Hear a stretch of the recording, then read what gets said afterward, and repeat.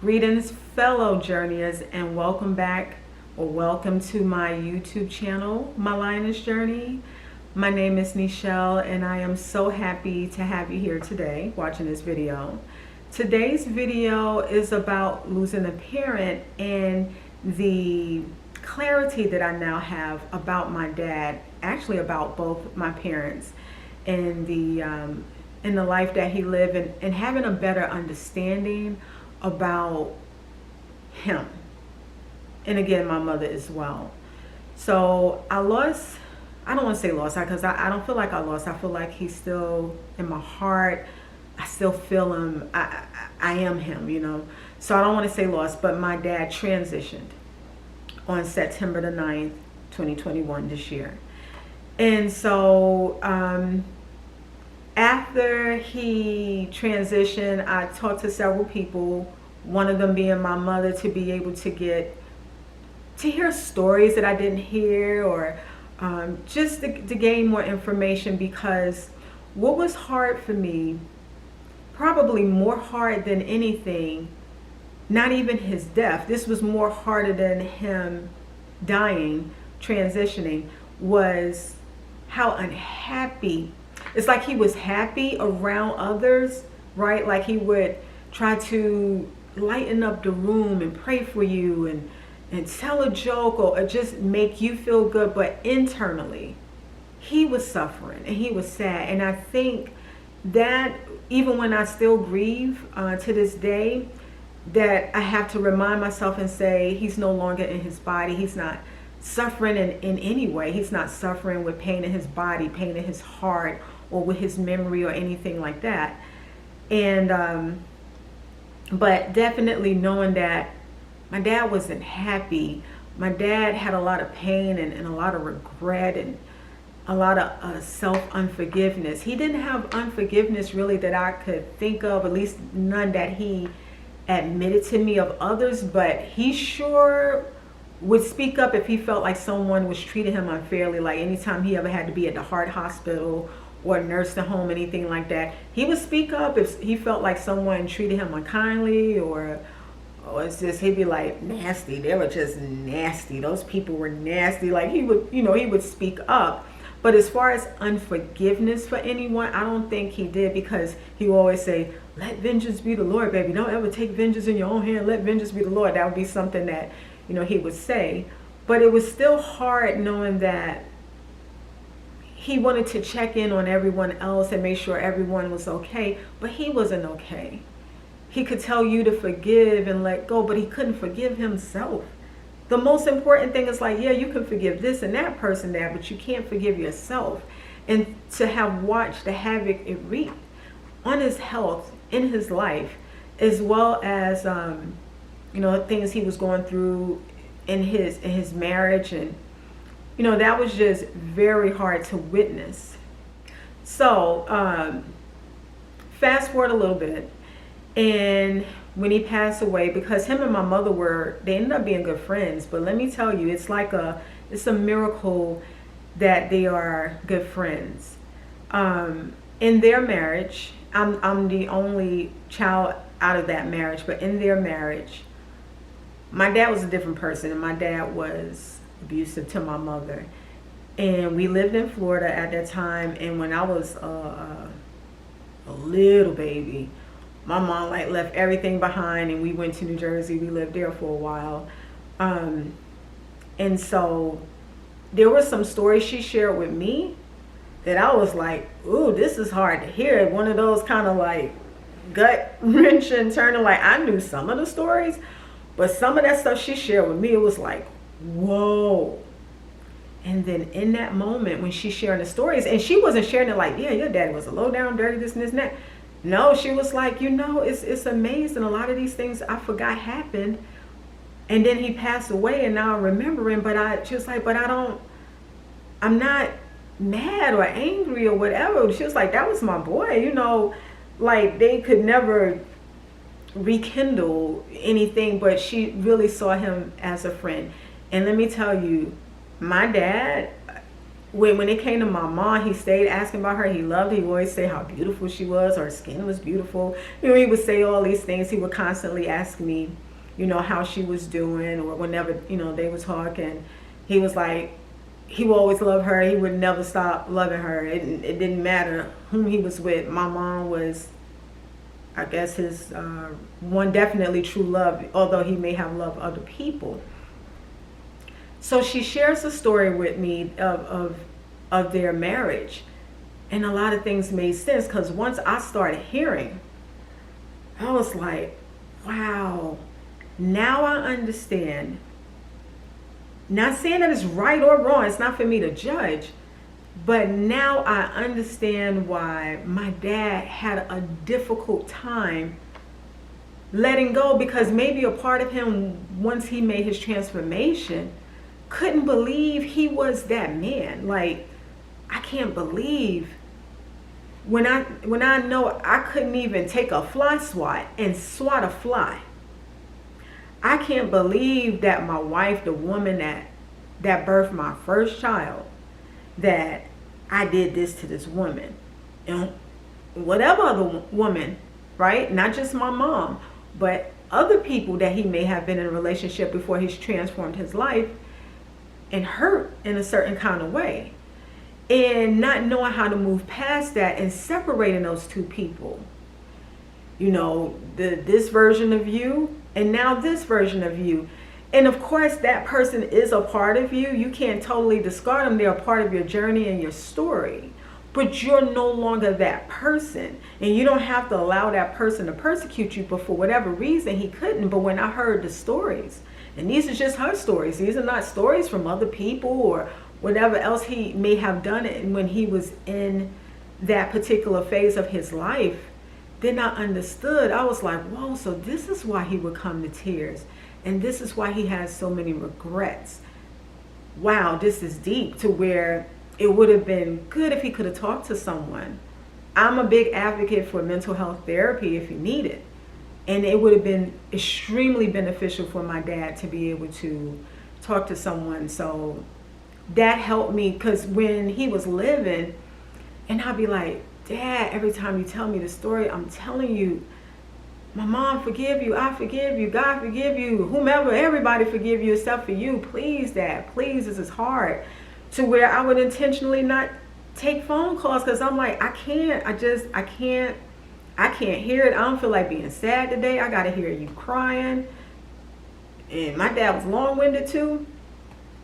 So that was hard, but I understand. Here's the other thing. Now, let me say this, you know, if this is your first video that you're watching of mine, let me just give you just a quick overall theme, if you will, of my channel.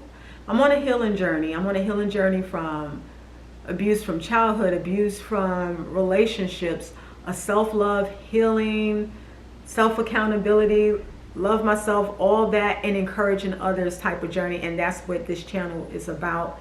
I share things that I'm comfortable with sharing, that I don't care. We could eventually somebody try to use it. I don't care if it's going to help another soul to heal by me sharing my story, then it just is what it is. I'm willing to put myself out there like that to help other people to heal. Okay, I had to say all that first, because in other videos I have mentioned that my mother was physically abusive to me, and she was emotionally, she was a narcissist. She was abusive, okay? So hearing and understanding all that he did to my mom prior to, it's almost like it's like almost some generational something that just needed to be broken. But he was abusive to my mother, and my mother had a very tough childhood. She opened up, you know, about some more things about her childhood, and is explaining how my mom experienced a brother and a sister dying in a fire when she was 7 and my aunt was 5. Their 2 younger siblings died in a fire. To experience trauma on that level, then be abused by your own mother. My grandparents were married. They eventually went their separate ways. So you experience trauma of the death of your babies, siblings. You experience abuse, you experience poverty. You marry a man and you think in this man, you share this story with your man, and you marry this man, and you like, okay, he's gonna treat me well, we're gonna have our babies, we're gonna build this life, and this man extremely abuses you. I'm born and I look a lot like this man, and you run away from this man, you leave Florida and you go all the way to New Jersey. And I'm growing out of this cute stages. I'm no longer the little chubby cheek dimple baby. You know, I'm growing, and I'm growing up, and I get these ages, and I honestly, in all honesty, y'all, I feel like she took a lot of that pain and that anger, like, I have your baby, she looks like you, and I couldn't whoop you, or I couldn't do the stuff you were doing to me, but I could kick her behind. And I felt like I got the brunt of a lot of that. I don't excuse abuse at all. I don't care. I don't excuse it. What I'm saying to y'all is that I understand why a little better, because I feel like there's a lot going on, you know. But I do feel like going through that, you have this man baby, you told him about your childhood, you told him about your trauma, you told him these different things you share, and this man hurt you, and you got his baby, you gone, you're not getting help at the time. Well, you can't get help because you don't want him to know where you are, because you don't want him to come find you. So you got to do it all on your own. And so I was like, dang, yeah. And maybe part of her has some resentment, you know. That's what I'm believing, you know. So again, I don't excuse the abuse, but I understand, like, oh, so this would explain why you were the way you were at that time in your life towards me. Thankfully, later on in my dad's life, he made such an amazing transformation, and I gained a lot of clarity there. Like, you know, he got to a point where he was tired of having his mother be fearful of his life, of getting a call from New York from one of our family members, and she's living in Florida, telling her, you know, found her son at the subway or whatever, an apartment building or something like that, and just really wanting to make that change, and seeing him persevere through a lot of obstacles and make his way back home to remove himself from what he was in, which had to be extremely challenging, and to come back home and say, I'm going to give myself a chance. My understanding, my clarity of that is understanding my dad's strength. It took a lot of strength, and it took a lot of courage to face drugs, to face violence and all that, and say, you are destructive and I no longer want you in my life. You have taken away so much from me, and I am going to take charge.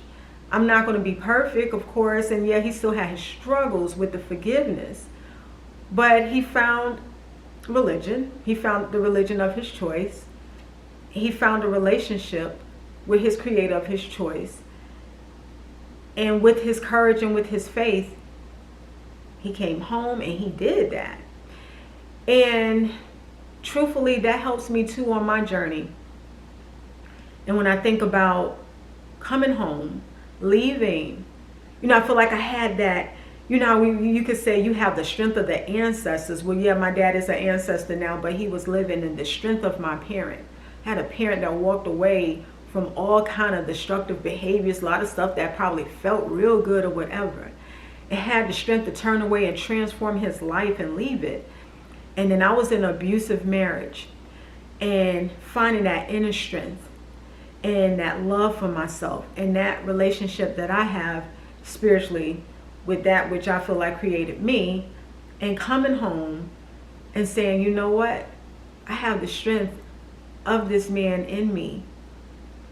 He was able to tap into something. I can do that same thing. No, it's not drugs or alcohol for me. It's a full-fledged, abusive, scary relationship that has threatened me in many ways. But I can do it, and I don't have to be in it.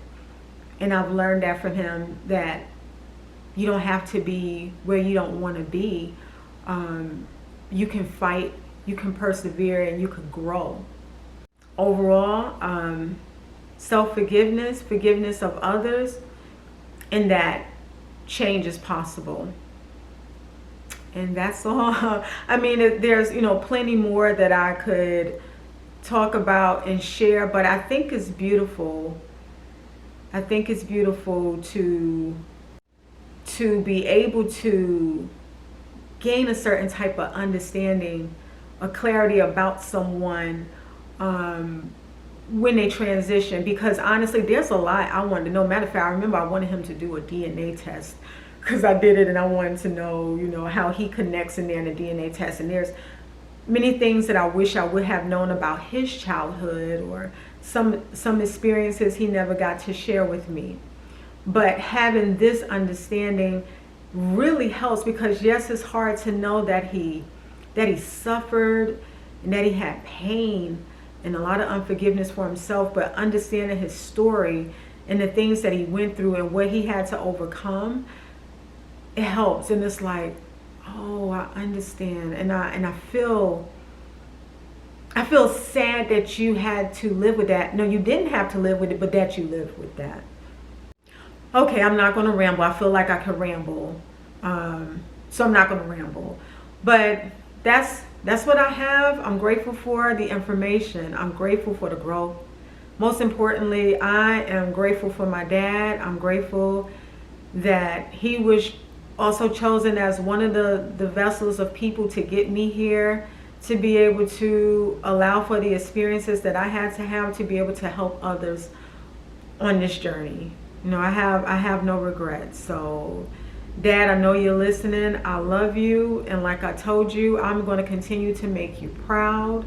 If any of you are mourning the death of a loved one, definitely my sincere condolences. And just know that you have the memories, you have the love, you have the time you shared. Hold on to that, and continue to make them proud. Continue to push through. Continue on with your journey. That's what they would want. They would want you to continue to strive to be the best. And it's my belief that they're somewhere, I'm not one that believe they're just in a box sleep. That's just not my belief. I feel like they're somewhere cheering us on and like, you can do it, just keep pushing through. And when it's time for us to make that transition, they'll be on that side, welcoming us, telling us, well done, I'm proud of you, you did it. So that's my little spill. Thank you all so much for watching. If you enjoy videos like this, healing journey, self-love, things of that nature, if you feel moved in your heart and your soul, please give your girl a subscribe. I would greatly appreciate it. Give this video a thumbs up, and also share this video with anyone you feel like may benefit from this. Thank you all so much again for stopping by. Many blessings to you all, and goodbye for now.